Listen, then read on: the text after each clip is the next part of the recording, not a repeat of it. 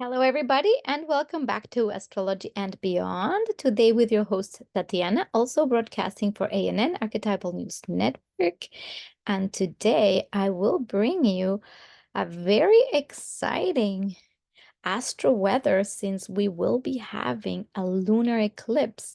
Eclipse season is on, and this is going to be possibly very big for many people. So let's just dive in. But before we dive in, I want also to invite you to like, subscribe, and tap the little bell.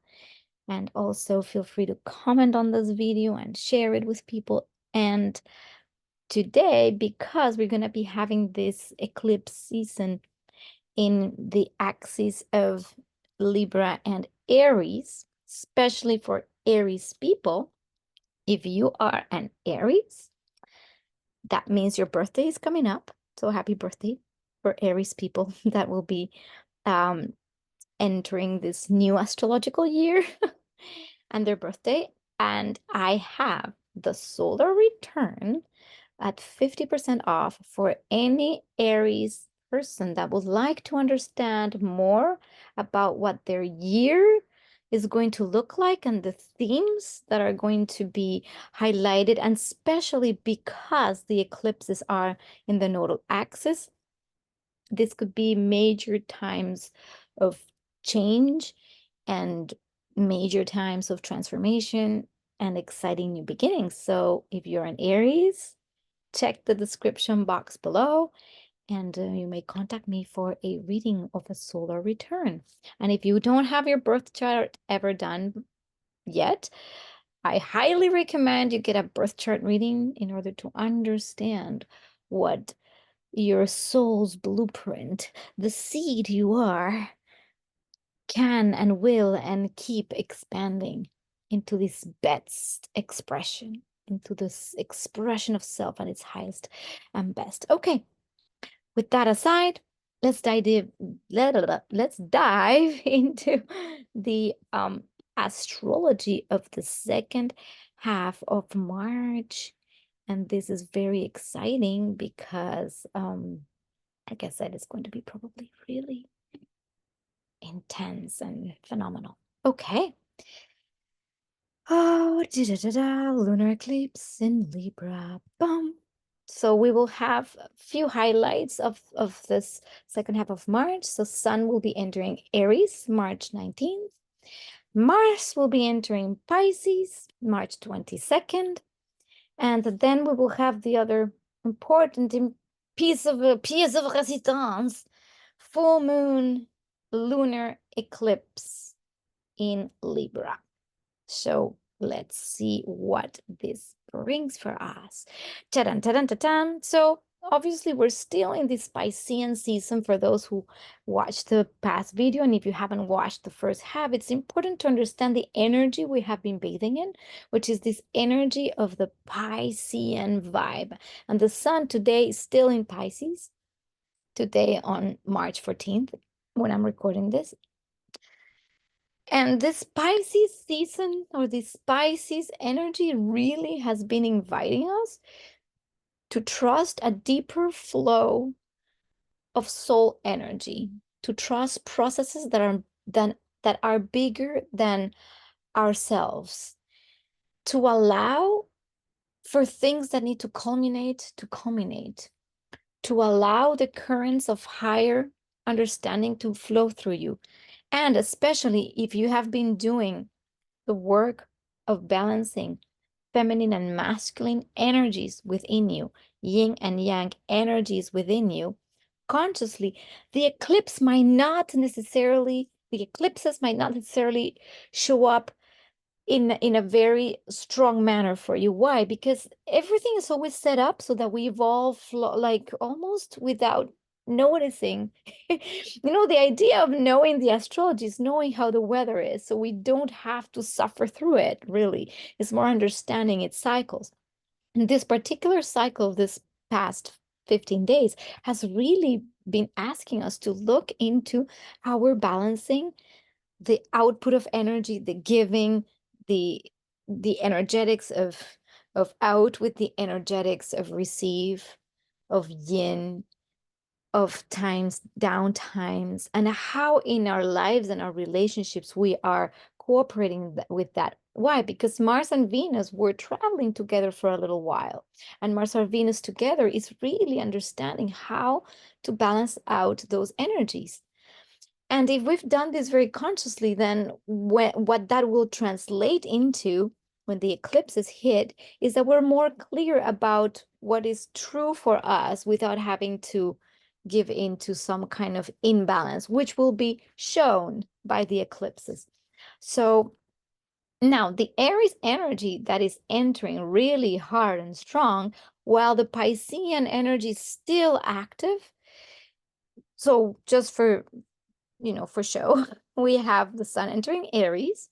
We still have Chiron in Aries. Now it's conjunct Mercury and the North Node. So this all is very present at this time. And as we've seen with Chiron, with everything Chiron, there is a lot of the wounding, this is literally the wounded warrior, the one that wants to go for the action, and there's this fear, it's it's almost like when I was brave, I got wounded. When I went for what I wanted, I was shut down or killed or so it's like, how do I trust myself?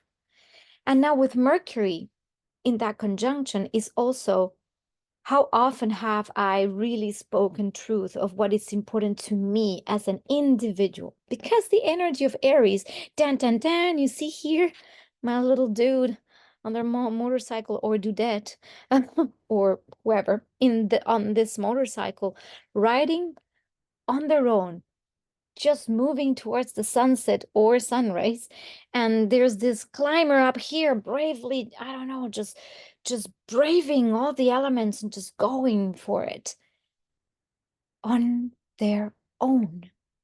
It's individual, and Aries energy has this very strong sense of individuality.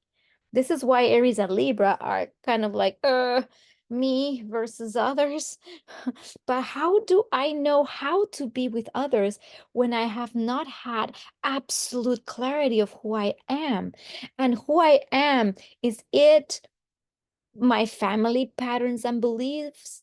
Is it what I believe to be everything I grew up with? Is it a personality? Is that who I am?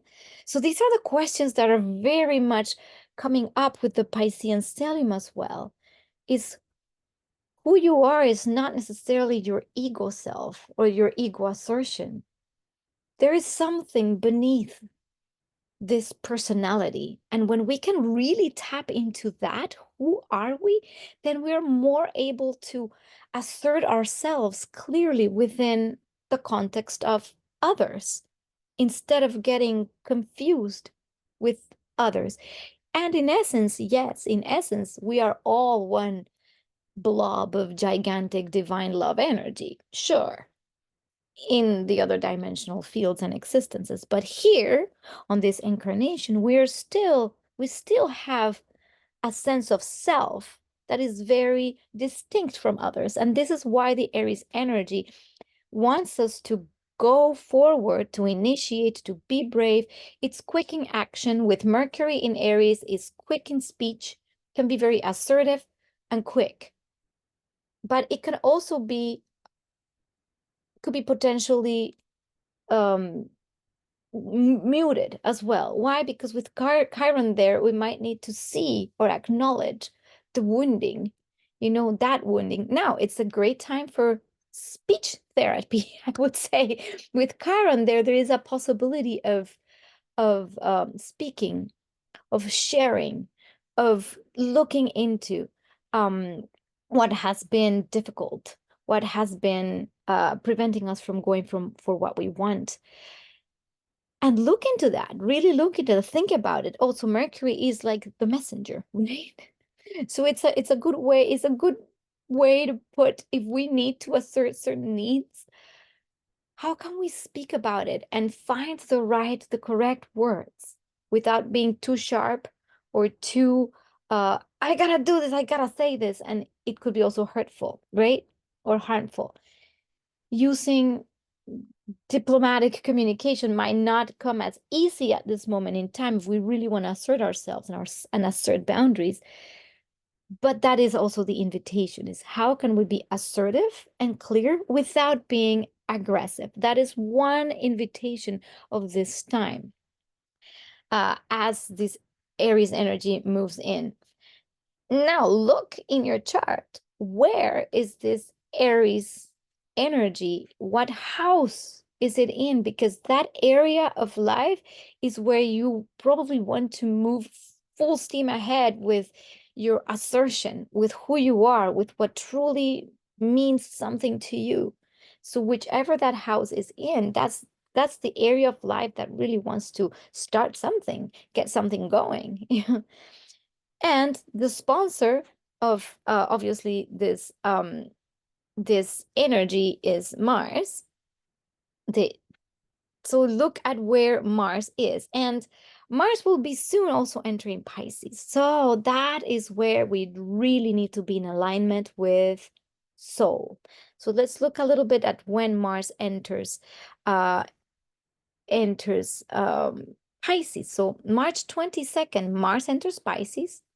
We have Venus and Saturn conjunct, and we still obviously have Neptune here. So we have a big energy in Pisces, big energy in Aries, and the very, present energy of the Uranus, Jupiter, almost conjunct energy. So this is just the main energies that we're dealing with. Now, when Mars enters Pisces, there's a few themes that can be like very archetypical. So there could be a tendency to channel energy into artistic or spiritual pursuits. And that's at its highest. Mars wants to dive deep into spiritual pursuits. It wants to create art, go into those worlds of the imaginary and bring that heaven to earth. So that's very positive at its best. Conflict may be avoided or handled with a compassionate approach. So that's also very good when there's conflict, and because we're going to need to use our assertion, because Mars is sponsoring this Aries energy, we might be able to be a little bit more compassionate and have a little bit more understanding of the other when we're dealing with conflict, because conflict is going to be inevitable through these times. It's going to be inevitable. It's going to be there. It's going to be shown. It's going to be seen.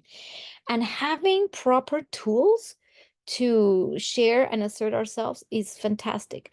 I don't know if I shared last time that precisely on the last 2 weekends ago, I did this compassionate communication workshop, level 2, which was exactly while Mercury was in Pisces and Saturn and Venus. And it's like, oh my God, this is like the perfect time to acquire such tool, how to communicate with immense compassion.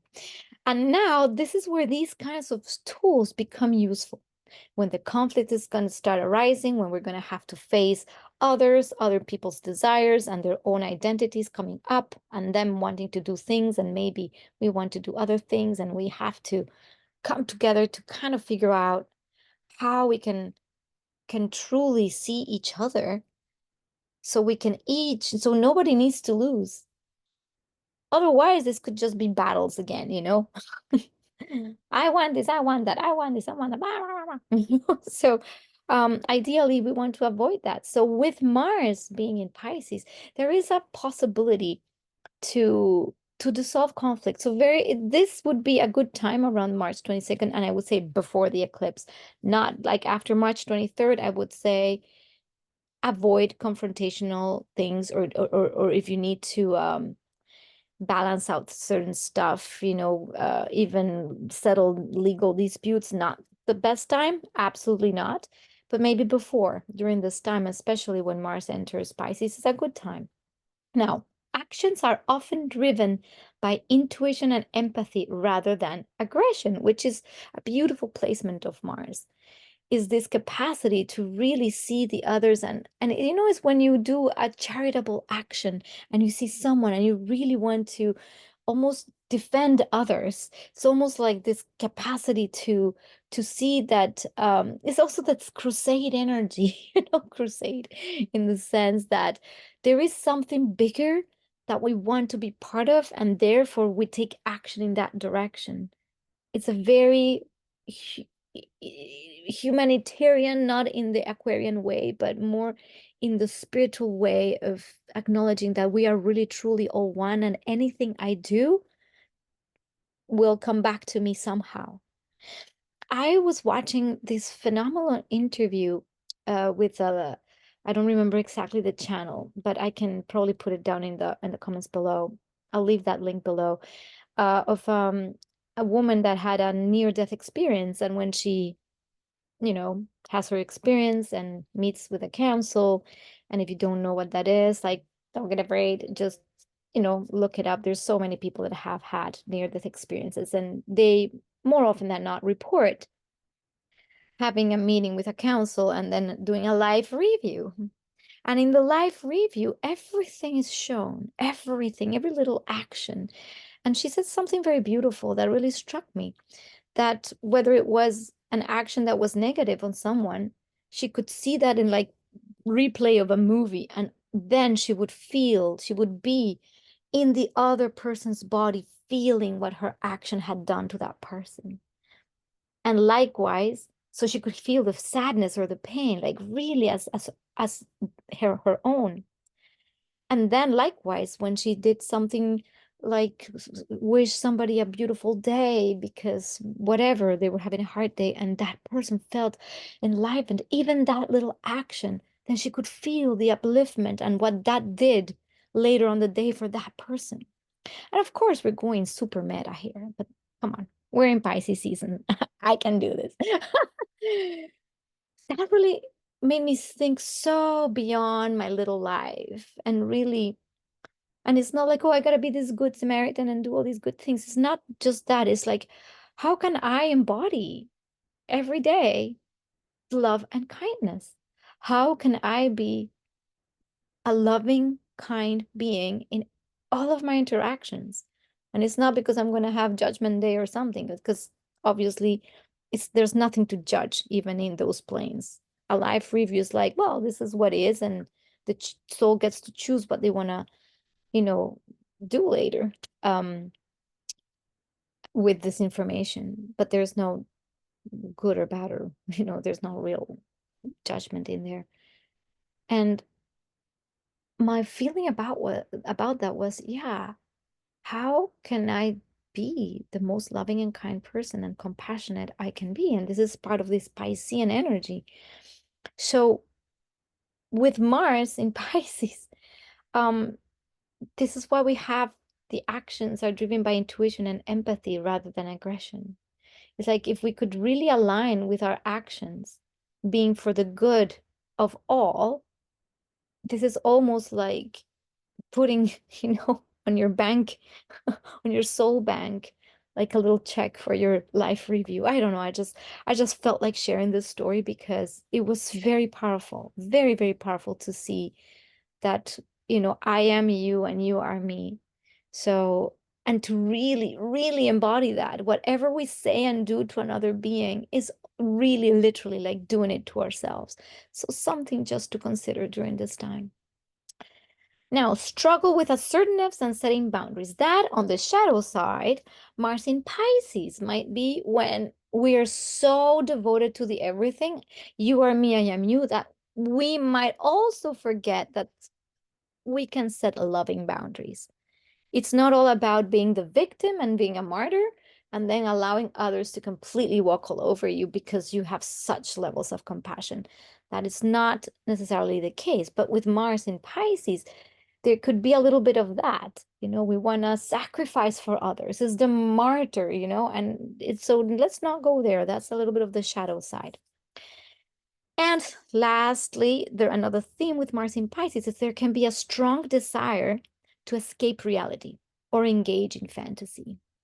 And this is when, if the world's getting too crazy and there's too much, we might just want to forget and avoid. Like, I'm just going to go somewhere to an island and forget the, like all my responsibilities. I don't want to talk to people. I just want to be in this magical realm where, yeah, la la la la la la la la la. So that's a tendency that can happen with this energy as well. So if you're noticing that you're literally dropping all your responsibilities or everything just because of a deep desire to really escape reality, think maybe twice and look at your reality from a different perspective. What are the amazing things that your reality is showing? And it's funny because I was literally thinking, I need a vacation in the tropics. I just want to go to an island somewhere and not have to do anything. I could feel this weight. And I was started looking for flights and stuff. It's like, oh my gosh, is everything so expensive? You know, right these days. And I'm like, okay, well, maybe it's just an inner feeling that I need to create my own inner tropical island here. So I kind of let it go and I went, okay, if the energy is not really flowing with that, let's not push it. Why? Because during this time, Mars in Pisces is like a fish. It's not like straight to the bullseye. It's just like, it just goes like this. So expect unexpected things. Maybe something you were planning is not happening, or maybe something you were planning led you elsewhere. So for people that are very Virgo, very strictly Virgos that need to know everything, when, why, how, the planner, the big, all the schedules, fantastic. Have your schedule and allow for absolute flexibility in the schedule. Otherwise, you might be probably really overwhelmed with trying to make something happen at a specific time and it not happening or changing, and then you get frustrated and angry. Well, you don't need to get frustrated and angry, but that's a possibility. That's what I'm saying. So in any case, that is a little bit of that energy of Mars entering Pisces. And at the same time, around the day of March 22nd, we have Venus conjunct Saturn. So certain themes with Venus conjunct Saturn could go around the themes of commitment and stability in relationships. So there could be these themes where, maybe it's time to formalize something. So these are good times to formalize, tie the knot and stuff like that, because it's when we're committed to people, we're committed to a relationship, we're committed to working on something for the long term. This may also indicate a serious or reserved approach to love and affection. So this is a little bit more on the shadow side, meaning that this is where people might feel not as fuzzy and connected, but more like a little bit more disconnected, more serious, It's it's it's less of the romance and more of the functionality, that a relationship has a function, and if it functions well, it will be a long-lasting relationship more than an explosive and fireworks and things like that. This could also highlight feelings of responsibility or duty towards your partner. So sometimes that's part of it. It's like a relationship is not all butterflies and rainbows. If you want a relationship to really last, we need to go through the ups and downs with maturity, and that's part of Saturn's role with Venus, is to mature the way we do also relationships. Also, how we value ourselves. We might feel with Saturn and Venus that there is a highlight in the contraction of for example, money. Maybe we can see easier that maybe we don't have money or abundance, and that it gets highlighted, and we like, why is this happening? It's like, okay, how are you creating this for yourself? How do you value yourself? Do you really value yourself? And what are you doing for yourself as well? So this is a little bit of Saturn's maturity path through Venus. It's like you need to be like, relationships need work if you want to make them work and make them be sustainable. It's not just gonna be all just given. There is a give and a take. There is a responsibility, and we cannot just throw things. There could be also like So it suggests a desire for lasting and enduring partnerships, which is part of this, is when we really commit to something. This could really be for the long term. It also may bring challenges or limitations in expressing affection, which is part of if I don't feel good with myself, and this is really important, if I don't value and love myself, it's going to be very difficult either to receive affection or express affection. So this is also part of Saturn coming to Venus, is asking, okay, do you truly love yourself? Do you look at yourself in the mirror and go, oh my gosh, I'm so gorgeous today. Oh, I love my body. I love my being. I accept myself as I am. Or are you looking in the mirror and going like, oh, I hate this thing here and I don't like that. And oh, I suck. You know, that kind of feeling like, oh, I can't do anything right. Like the negative self-talk, you know? And this could be highlighted sometimes as well when Venus conjuncts Saturn. So we can really assess how we are loving ourselves. And when we're able to go, no, I am committed to my own being, my own well-being, and my self-love, then it's much more easier eventually to express love. But at this time, it could feel like we're more isolated from others, or even feeling rejected. This is also an aspect that could produce some feeling of being rejected by others, you know. It also can indicate a need for patience and perseverance in matters of love. You know, is that's when you hit that bump in the relationship, and you're gonna have to make a decision. It's not like it's just gonna all break away. It's like, is this worth the effort? And more often than not, it is, if you really look into how to work through things and how to evolve it. So, you know, we don't need to necessarily separate from people or break relationships just because one thing went wrong. So this is like invitations to consider all that at this time. Again, if you're not in a relationship, this could be a time where you might feel very isolated and wanting to reach out. And again, I ask you, if you're by yourself and not in a relationship, are you loving yourself? How much self-love do you have? Now, the other thing with Pisces, with Saturn and Venus in Pisces, there's a beautiful capacity to land or to ground spiritual concepts. There's a beautiful capacity to create beautiful art, beautiful music, because Venus in Pisces accesses the beauty of music, of dance. So this is the ballet dancer. I feel like Venus Saturn in general is the ballet dancer, you know, very structured, very precise, and yet so graceful, because I'm a ballet dancer. I'm a dancer and I do a lot of ballet. And I feel like, and I do have a natal sextile of Saturn to Venus. And I'm like, yeah, it kind of makes sense. It's this desire for structure, but a structure that feels fluid. It can also be like Tai Chi, you know? Tai Chi is a very beautiful martial art, but it's very precise.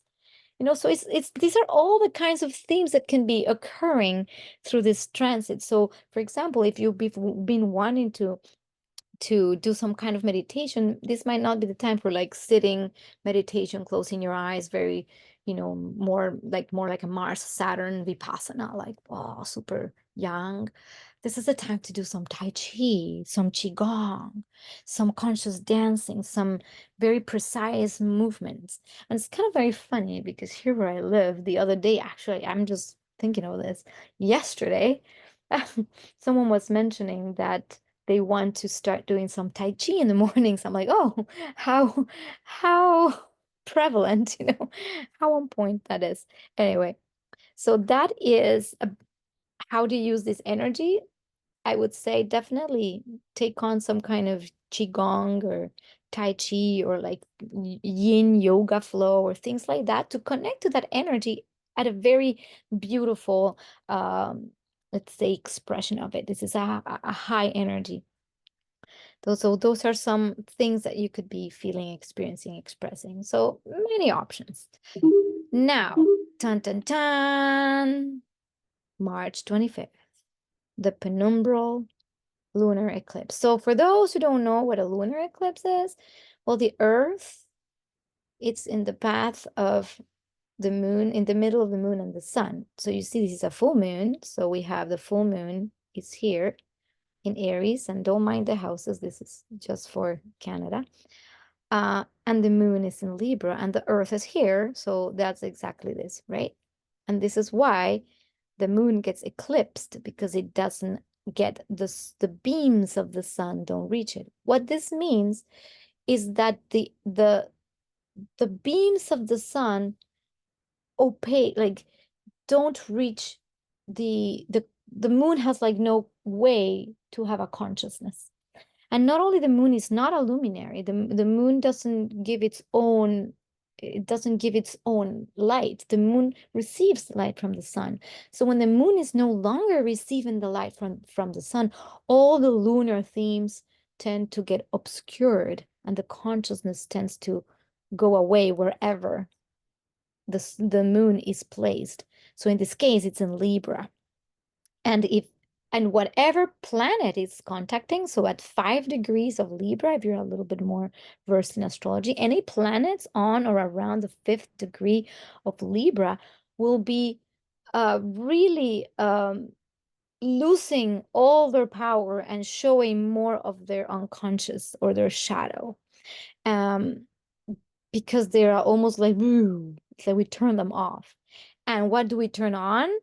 Whatever's in Aries, where the sun is, that's what gets turned on. Now let's understand that an eclipse, it's none other than a full moon or a new moon that is close to the nodal axis within 16 degrees. And so we see that's why it's a penumbral. It's not a total eclipse, because this is 5 degrees and this is 15 degrees. So we have 10 degrees of separation. So it's not so exact. However, the energy is still very present. Now, themes of this eclipse. We've already discussed some of the Piscean themes. And now the Aries Libra themes are the ones that we're going to really look into, because this is what we're going to be dealing with. So, but what happened here? Here. So this is literally my 2 little drawings, my pre-AI drawings. I'll keep saying that forever and ever.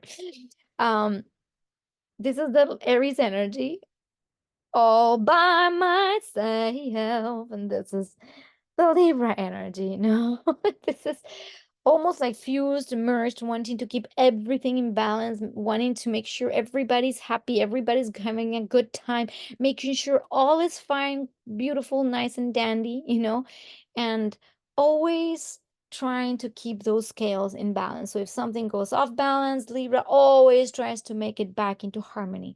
So Libra doesn't mean that everything is in harmony. It means that it's always trying to balance the scales. It's always trying to keep everything in harmony. This is why we talk about Libra as the diplomats, or people that can definitely have that touch for making sure harmony is achieved. And the shadow thereof is the people pleasing aspect. Is like, well, in order to keep the harmony, I have to sacrifice myself. Whereas the Aries energy is like, I don't really care about others. I'm here all by myself. And sorry, I'm not going to be minding what others are doing. Of course, that's in a very extreme sense, but that's a little bit why this is a very, is the self versus the other axis. And now during the eclipse, we will definitely need to address issues of codependency and overextending oneself for the sake of maintaining harmony. So during the eclipse, because this energy goes, we will be seeing all the shadow of our codependencies. Where are we not honoring ourselves, but just overextending? Just so that there's peace, instead of asserting oneself and speaking up, and saying, no, this is enough. It's also about finding a middle ground between the personal desires and the needs of others. is the key to navigating this time effectively. So where am I also seeing this? Because it's not just an eclipse in Libra and Aries. There is also a yod, which is 2 in conjunct. The south node is being aspected by Venus, by this inconjunct, and by Jupiter, by this other inconjunct. So you see, it's pointing towards this. It's like, look at this. The yod is the finger of God saying, hello, you need to look at this. And you need to release these codependencies. You need to release this. And it's about really finding a middle ground. You need to take yourself into consideration. So if you're the kind of person that really is completely selfless, and especially with Piscean energy, you are totally into martyrdom and never take care of yourself or your needs, this is going to be like pointing really strongly for you to go, you know what? I need time for myself. I want to do these things. And you might not necessarily know how to speak your needs. If you, on the contrary, are the kind of person that is only thinking about yourself and never really minding others, this will bring you the conflicts that will arise in this time will help you see that it's important to also look at others, and you're already really comfortable in yourself, so that's fine, but like there's an invitation to balance that out. So it's not like we're going towards Aries, it's really about finding that balance. So many issues can come up in the area of life where this eclipse is happening. These are the areas of your life where these themes will show up. Now I got this image, when I tell my AI, a person fused together. It just does that. It's kind of cool how what comes up. And this image really resonated because it's interesting, because it's almost like the same fusion that I had in my other image, where there is a codependency. There's a I don't know where you start or where I end, and then it shows kind of like the shadow side of this. I just thought this image was very compelling, amongst the 60 images that came up. So past relationship patterns may resurface for review and release. So all about relationships. There could be a tendency to overly focus on pleasing others at the expense of personal needs. And we just said that, the people-pleasing aspect. And because Venus, which is essentially the ruler of this eclipse, it's in Pisces, there might be karmic endings. Venus with Saturn, and Saturn being also part of the karmic planets, might be bringing back from wherever karmic relationships that need to be settled for good. And if we're still kind of want to go on that direction, might not work. This is the time when we finally release certain contracts and agreements. So the good thing, what I would invite you to do is to recognize which are these agreements with whom that are really no longer serving, that are really, this is the end of this relationships or these agreements or these contracts or this, and consciously dissolve it without the need for conflict, because the issue here is that conflict might come up because it's so hard to leave what we believe is the safest thing, and sometimes that's why we stay with somebody in toxic relationships or in codependency. And this is not about being codependent, it's about shedding codependency completely.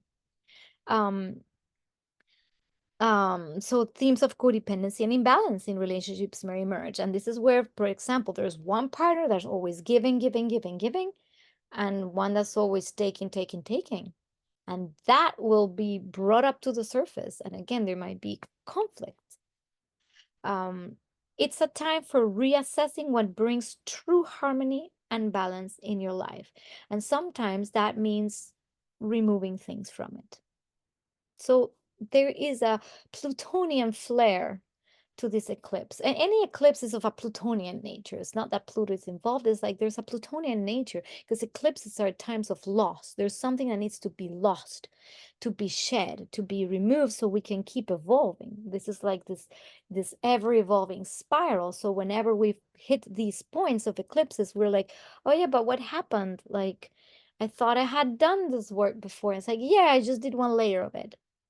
And when we had all the eclipses in the Libra Aries axis are going to be with this theme. What are the people, places, things, especially people and relationships that we are no longer needing to nurture, and the ones that are coming in that are new and fresh, and what are the cycles that are ending, and how we can be more aligned with our own soul.